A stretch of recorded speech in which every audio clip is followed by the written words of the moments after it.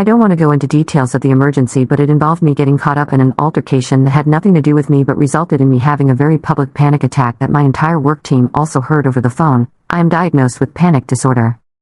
Edit. I am not supposed to discuss the details of this situation, as it is an open case with local law enforcement. On my way to work, I was arrested, and I was held in jail for 36 hours. I had a panic attack while being arrested, and then 5 more while I was in jail because I was denied access to my prescribed medications. You can pass your judgment on whether I deserved it, but you don't know me. My other coworkers, my family, my friends, and the larger local community, not the cops, have been extremely supportive. Think what you want, but screw the police, and I will probably never be able to trust them again.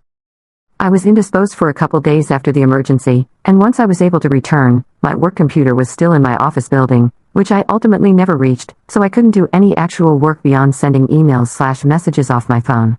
Almost all of my coworkers, who I've worked with for about 7 years now at this company, were incredibly supportive, sent me kind messages, and were generally concerned for my well-being, having directly heard me go through this ordeal in real time, and I still feel mortified, so their support really means the world.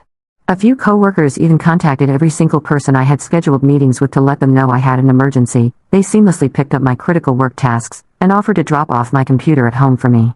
I mean, these people rock, and that's why I've been at the company for 7 years. Dan, however, has appeared to have seized upon this opportunity, my traumatic emergency, to highlight my shortcomings.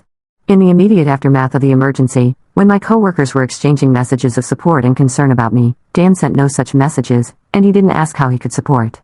Instead, he inserted an absolutely useless recommendation into the team group chat about how I could have avoided this emergency in the first place. He immediately tried to turn my trauma into a learning moment, as if it was so obvious that this would have happened to me because of the choices I made leading up to it. Very she was asking for it in that dress, if you ask me. Gross. Then, I am finally recuperated enough, or out of jail, to look at my phone a couple days after the emergency. I get a message from a PM that I work with, asking me about the status of a report that I had put Dan in charge of. The PM tells me that they spoke with Dan yesterday, and that Dan said the report was in my court.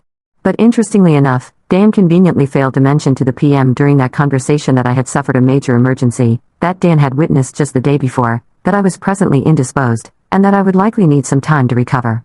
Not to mention, Dan had never communicated to me prior to the emergency that the report was ready for me to review. He kept saying he had one more task to complete, so screw him. Despite the chaos and trauma of that terrible event, I feel a renewed sense of gratitude for my life, my freedom, and the everyday privilege of being alive and surrounded by a supportive community.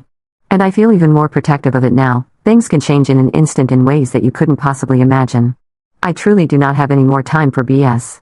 And for this reason, I feel absolutely justified in #canceling Dan from my life. I'm not gonna try to get him fired or anything like that, but I refuse to spend my days in close proximity to him at the office. We currently sit right next to each other in a 2-desk office space, but there are other desks in an adjacent office space that I can use, so I plan to move my desk away from his. He can say goodbye to any and all opportunities to support me on my projects. I no longer trust him to be a reliable and respectful team player.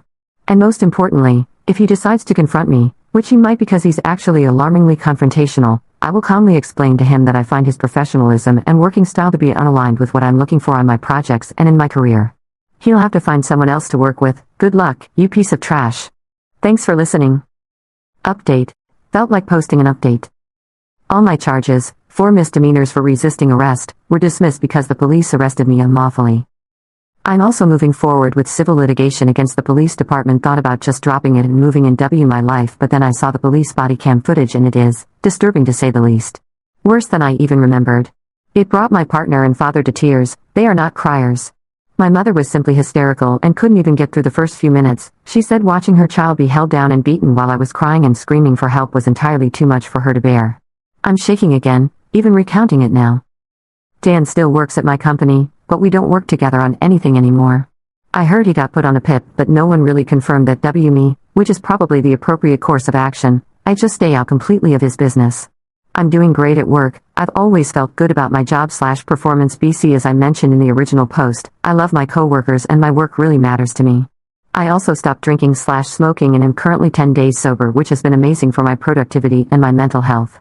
Still addicted to nicotine, damn signs, but that's the next thing to go, taking it one step at a time. Thanks to all the kind internet strangers for your support.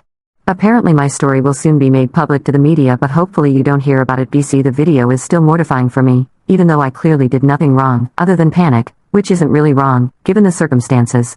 Plus then my identity will be exposed and I'll have to make a new Reddit account. Hope Dan doesn't have Reddit and find this, but at this point he knows what I think about him. Hi Dan.